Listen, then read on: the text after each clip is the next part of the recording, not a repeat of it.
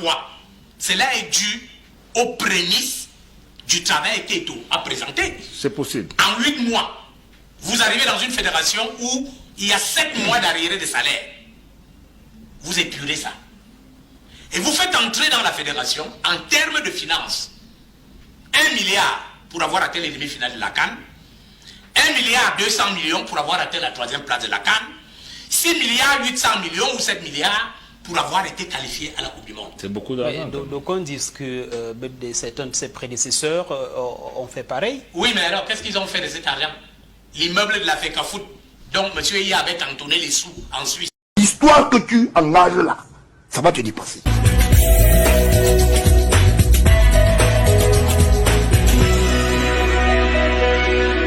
Il l'évoquait tout à l'heure, il est Camerounais, mais il a l'impression qu'on doit verser la honte sur les Camerounais au niveau international. Le seul pays avec le président qui a 7 ans de mandat. Par contre, dans les autres fédérations, dans le monde entier, c'est 4 ans. On ne fonctionne pas par rapport aux autres fédérations. On a le problème à régler. C'est que Eto fait au Cameroun. La fédération centrafricaine le fait. Mais la fédération équatorienne on voudrait aussi bien savoir, Bobo, pourquoi modifier le mandat. C'est l'Assemblée générale. Bon, posons donc la question. Pourquoi l'Assemblée modifie pour quelle Monsieur Bernard, le problème, c'est des discussions de rue.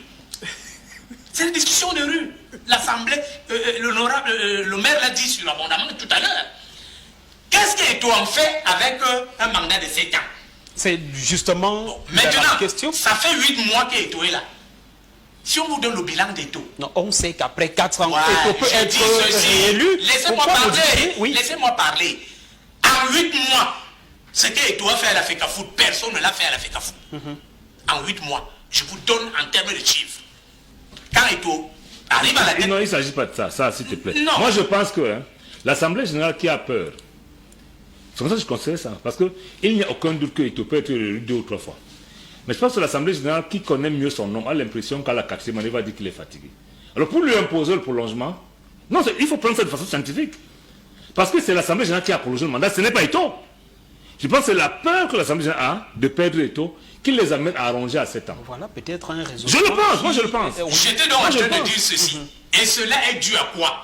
Cela est dû aux prémices du travail qu'Eto a présenté. C'est possible. En 8 mois, vous arrivez dans une fédération où il y a 7 mois d'arriérés de salaire. Vous épurez ça. Et vous faites entrer dans la fédération, en termes de finances, 1 milliard pour avoir atteint les demi-finales de la CAN, 1 milliard 200 millions pour avoir atteint la 3e place de la CAN, 6 milliards 800 millions ou 7 milliards pour avoir été qualifié à la Coupe du Monde. C'est beaucoup d'argent. Donc on dit que certains de ses prédécesseurs ont fait pareil. Oui, mais alors qu'est-ce qu'ils ont fait de cet argent? L'immeuble de la FECAFOOT, dont M. Iya avait cantonné les sous en Suisse pour qu'on la finisse. Elle est déjà finie. Iya est en prison depuis 2012. On est en 2022. Pourquoi les deux prédécesseurs de M. Iya n'ont pas pu finir? Les 2 successeurs. Successeurs, je vais dire, n'ont pas pu finir l'immeuble, alors que les sous étaient cantonnés dans un compte de la FECAFOOT à la FIFA. Peut-être que les sous sont toujours là-bas. Non, ils ont dilapidé des sous. Je vous donne un chiffre.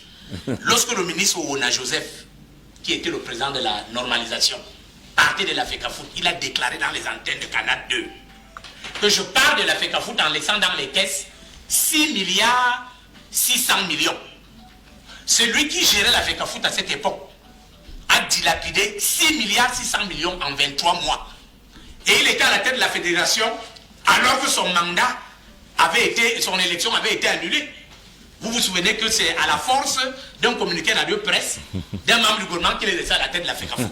Donc pour dire que le débat des taux de 7 ans ou de ceci, moi ça ne m'intéresse pas. C'est les choses de quartier. Qu'est-ce qu'Eto veut en faire pendant les 7 ans? Qu'est-ce que l'Assemblée générale veut lui imposer pour lui donner le mandat de 7 ans? Et moi je sais que ce soit 4 ans, que ce soit 7 ans, Eto est venu donner un autre souffle au football camerounais. Au jour d'aujourd'hui... En écrasant peut-être les autres? Non, pas en écrasant les autres. Il a écarté certains de l'Assemblée à travers le... Eto, que je connais aujourd'hui. Je vous ai dit que je n'étais pas d'accord avec lui au départ quand il était footballeur et il entrait dans les combats qui étaient inutiles. Et lui-même a reconnu qu'il a fait des combats inutiles. Eto'o fils que je connais aujourd'hui, qui est revenu dans le football, vous savez comment Eto'o parle aux gens? Il appelle les gens mon père. C'est-à-dire, lorsqu'il vous rencontre, mon père, comment? Respectueux, humble. Comme il a appelé le président de la Ligue, mon père. Quelle ligue ça? Ligue de football professionnel. Mais bien sûr, il a appelé mon père. Mais tu sais que... on est où là? Tu sais que... Non, ça c'est un autre débat. Comment et je peux te dire... Non, c'est un autre débat. Parce que si tu veux qu'on entre là-dedans, tu sais, toi et moi on a fait les combats dans le football. Nous savons. Donc Eto'o fils est un homme ouvert, est un homme humble, qui tend la main à tout le monde. Vous savez que quand Eto'o fils arrive dans le foot, dans la fédération, les premières personnes avec qui il a commencé à discuter, c'était ceux qui disent aujourd'hui qu'ils ont été écartés. Mais il s'est passé des choses que moi je n'aimerais pas dire ici. Et quand il s'est rendu compte que ce n'était pas ça, il a préféré aller voir le nombre. C'est-à-dire que ceux qui avaient le pouvoir, parce que ceux qui ont été mandatés, parfois n'ont pas dit ce qu'il fallait dire au nom des autres. Donc Eto'o fils aujourd'hui, c'est un homme ouvert. Et je sais, malgré les succès qu'il a eu au TAS, parce qu'il faut réellement reconnaître que de tous de ses prédécesseurs, leurs élections ont été annulées au TAS. Mais la seule fois que quelqu'un gagne un procès au TAS et qu'on lui demande, enfin, ce procès lui permet de travailler, c'est Samuel Eto'o, il faut le reconnaître, ce mérite-là. Donc, Eto'o reste un homme ouvert. Il n'écarte personne. Je suis sûr qu'il va tendre la main à ses frères. Que ce soit Abdourahmane, que ce soit Koé Domingo que nous avons vu ici à la télévision. Parce qu'il faut se poser la question de savoir quel est l'objectif d'un combat. L'objectif d'un combat, c'est soit d'améliorer les conditions de l'objectif que nous nous sommes fixés. C'est-à-dire quand tu fais un combat, tu dis que si j'arrive au pouvoir, je vais améliorer ceci, je vais améliorer ceci, je vais améliorer ceci. Je ne connais pas un seul acteur du football camerounais qui a fait le combat pour que le football ne marche pas. Que ce soit ceux de la gauche, que ce soit ceux de la droite, ils font tous les combats pour que les choses marchent.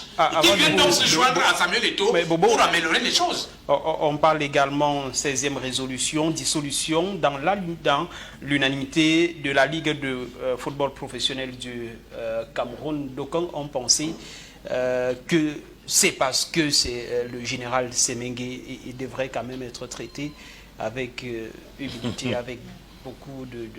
Est-ce qu'il est content? Je suis d'accord avec ceux qui pensent ça, parce que le général, c'est quand même un monument de notre pays. Moi, j'ai eu la grâce, ou alors l'insigne honneur, d'être nommé par le général comme coordonnateur du stade militaire. Il ne me connaissait pas, il m'a reçu pendant 45 minutes, nous avons discuté et tout ça. Je retiens de ce grand homme un grand patriote, et que même si le général devait partir de la fédération, ça c'est de mon point de vue personnel, on devrait lui ménager une porte de sortie digne de sa réputation. Vous voyez un peu? Ça c'est mon point de vue, je peux me tromper, mais je crois que c'est comme ça. On ne se sépare pas d'un homme de cet âge-là de manière brusque ou brutale. On devrait lui ménager une porte de sortie. Donc on aussi dit qu'on a bien voulu qu'il sorte de cette façon-là pendant plusieurs années déjà. Non, mais sauf que la Ligue a des textes, comme l'a dit M. le maire. Si on s'en tient à la loi, lorsque la précédente équipe a commencé à combattre le général Semengue, il avait encore 8 mois à la tête de la Ligue. On aurait dû le laisser aller au bout de ces 8 mois et faire donc une élection et que quelqu'un soit élu, que quelqu'un vienne le battre sur le terrain. Mais on a commencé à le combattre de manière brutale et ils sont allés au TAS où le général a gagné. Mais sauf que le TAS a dit que comme c'est la FECAFOOT qui délègue les pouvoirs à la Ligue, il retire le pouvoir à la Ligue, donc la Ligue devient comme une coquille vide, malgré le fait qu'elle a gagné de toujours exister. Donc il appartenait donc à la FECAFOOT aujourd'hui de revenir donner ses pouvoirs au général, lui donner de gérer un championnat en bonne et due forme, et qu'à la sortie donc de ce championnat, qu'il puisse partir de manière noble. Ça, c'est mon point de vue. Ce qui ne s'est pas passé, parce que laisser le verbe